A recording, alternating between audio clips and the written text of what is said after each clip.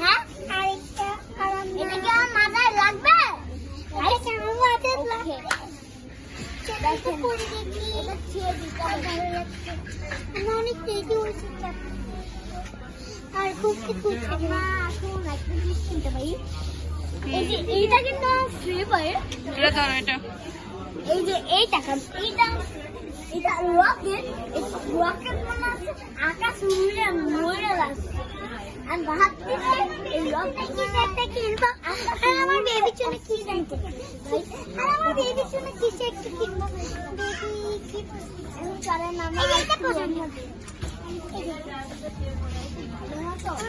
চলে না আমার আইডিয়া চলে না আসো চল Kalian guys, kami kasih. No, no ada tulis.